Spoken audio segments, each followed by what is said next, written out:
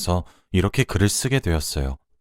타지에 혼자 살고 있다 보니 주위에 말할 곳이 없네요.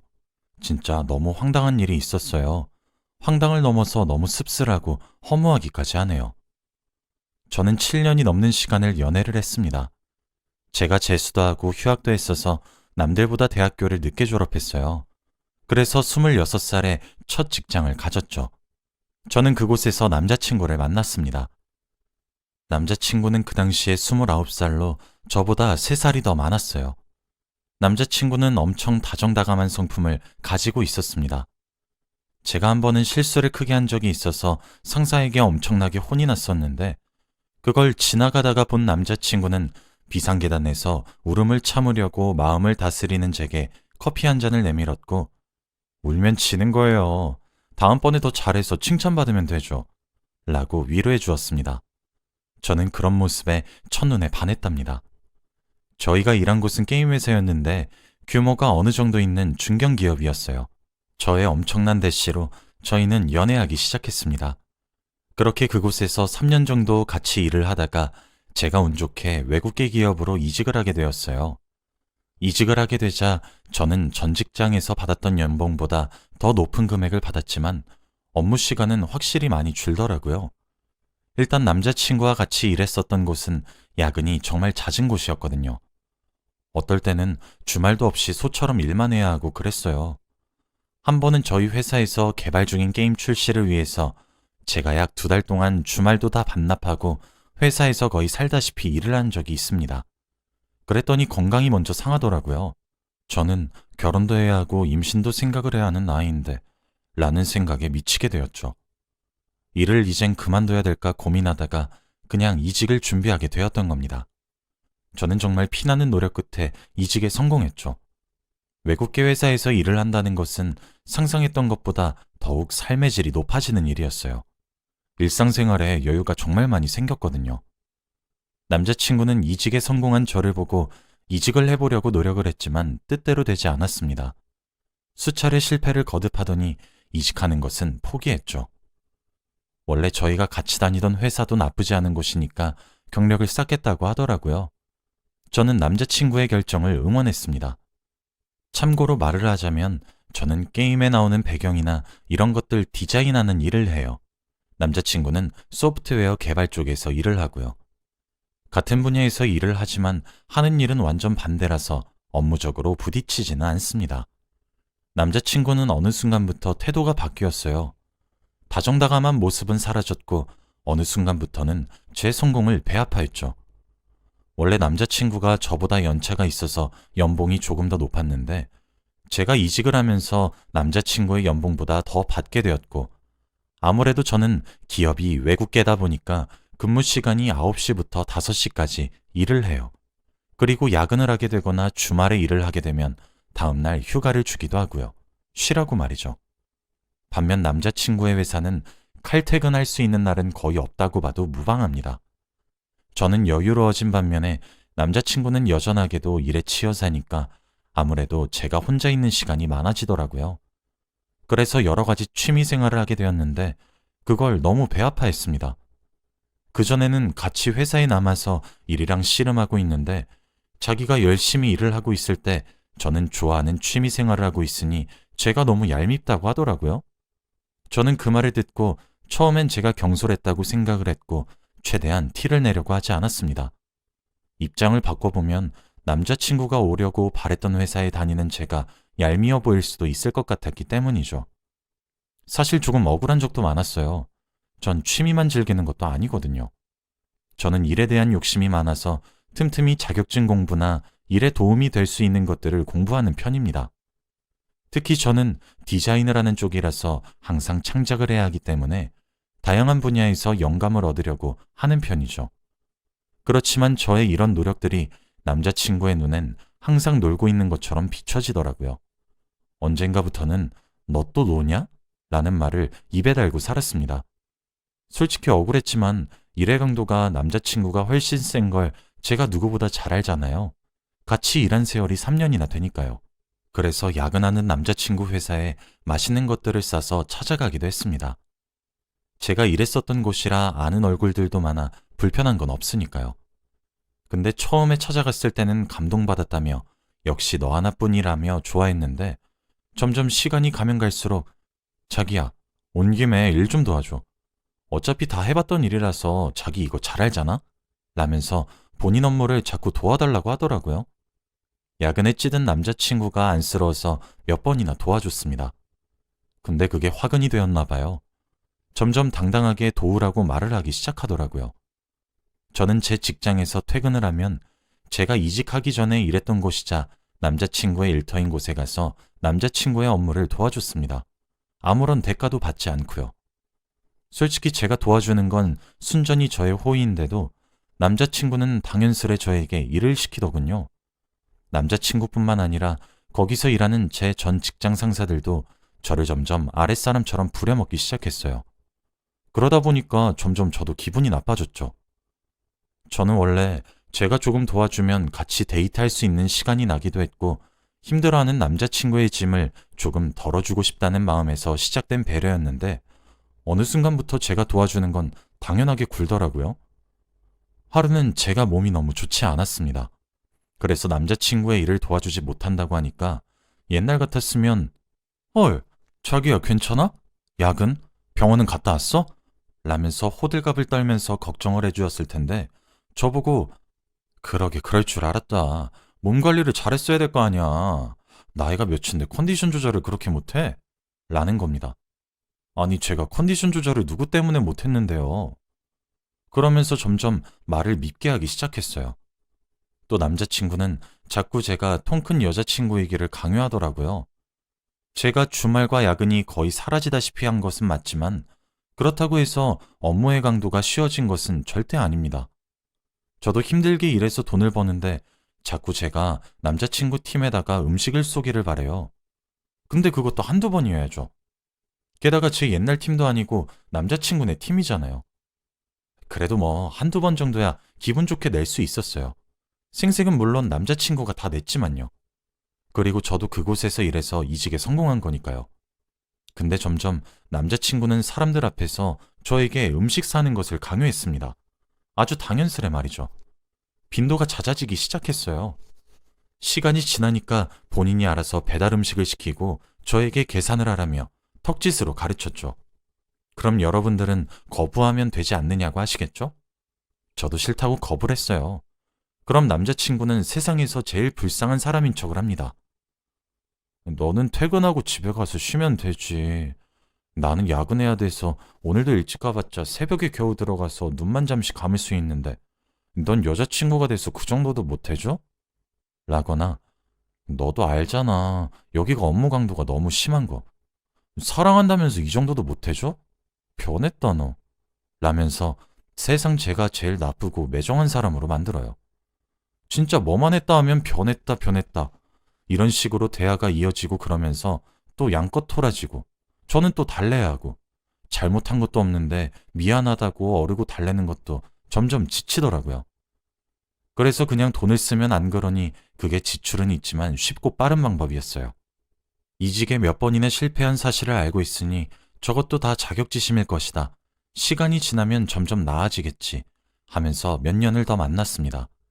그리고 막상 도전에 실패한 모습을 옆에서 보니 무너지는 모습이 다 보이더라고요. 사랑하는 남자가 그렇게 의기소침해하고 있으니 제 맘이 약했던 것도 맞아요. 그래서 그 어리광을 모두 받아주었습니다. 남자친구가 나아질 거라고 기대했지만 저의 기대는 산산조각이 났어요. 점점 과해지는 요구와 바라는 것들이 심해졌고 무엇보다 괴로웠던 것은 비아냥거림이었습니다. 어디에서 우러나오는 건지 비수처럼 꽂히는 말을 하는 빈도가 늘어났었죠. 그 와중에 제가 참여했던 프로젝트가 또 조금 크게 성공을 해서 연봉이 올랐습니다. 처음 이직을 했을 때는 남자친구보다 몇십만 원 정도 더 많은 수준이었는데 이젠 100만 원 정도 차이가 나게 되었죠.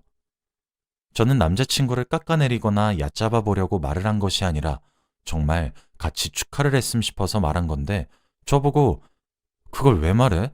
누구 약 올려? 라고 쏘아붙이는 남자친구를 보니 내가 알던 사람이 맞나 싶더라고요. 그 이후로 남자친구와 제가 데이트를 하게 되는 순간 모든 비용을 제가 내고 있었습니다. 데이트 비용이 너무 부담스럽다고 얘기했더니 남자친구는 왜 그 돈이 아깝냐고 하더군요. 제가 몇 배나 더 많이 버는 것도 아니고 해봤자 100만 원 정도 더 버는 거라서 조금 부담이 된다고 했더니 자기는 일하는 시간도 많고 야근도 하고 주말도 반납해서 그 정도 벌지만 저는 칼퇴근도 가능하고 본인보다 일하는 시간의 비중이 훨씬 작은데도 자기보다 100만 원 더 받는 것을 보면 제가 사실상 2배 이상 더 벌어가는 거랑 마찬가지라고 하더라고요. 점점 속물처럼 굴고 있는 남자친구가 미워졌습니다. 말도 심장에 꽂히는 비수 같은 말만 어찌나 잘 골라서 말을 하는 건지. 그 어리광들도 제가 다 받아주었죠. 왜 그랬냐고 물어본다면 본질은 다정한 사람이란 사실을 알고 있어서였습니다. 남자친구가 직장에 관련한 이야기를 제외하면 제게 계속 다정다감했거든요. 그 자격지심만 뺀다면요. 그리고 제 부모님께 참 잘했어요.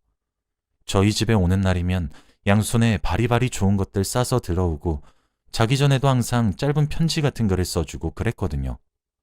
그래서 친구들의 부러움도 진짜 많이 샀습니다. 그런 사람이 주위에 널렸다고 해도 저런 애정 표현을 7년이 넘어갈 정도로 매일매일 질리도록 해주었거든요. 그러다 일주일에 한 번꼴로 자격지심에서 우러나오는 비아냥거림이 문제였습니다. 시간이 지나면 지나갈수록 제가 이직한 이후로 돈 안 드는 애정만 주고 있으니까 오빠가 진심으로 나를 사랑하는 걸까? 라는 의구심이 생겼어요. 한번 궁금해지니까 생각은 꼬리에 꼬리를 물고 자라났어요. 그러다가 SNS에서 어떤 남자친구가 여자친구에게 당첨됐다고 가짜 로또 용지를 만들어서 줬는데 여자친구가 그걸 들고 잠적을 했다는 기사를 보게 되었습니다. 처음엔 가볍게 웃어 넘겼는데 마음 한구석에서 오, 나도 한번 해볼까? 같은 호기심이 싹 트게 되더라고요.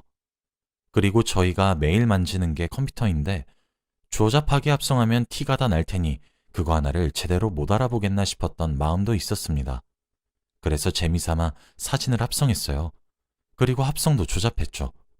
어느 정도로 조잡했냐면 상단에 안테나 뜨고 그러는 부분에 하트도 그려놓고 그랬거든요. 얼핏 보면 헷갈려 보이긴 하겠다 싶었습니다. 그렇게 조작해서 인쇄한 로또 용지를 가지고 남자친구와 데이트를 하러 갔어요.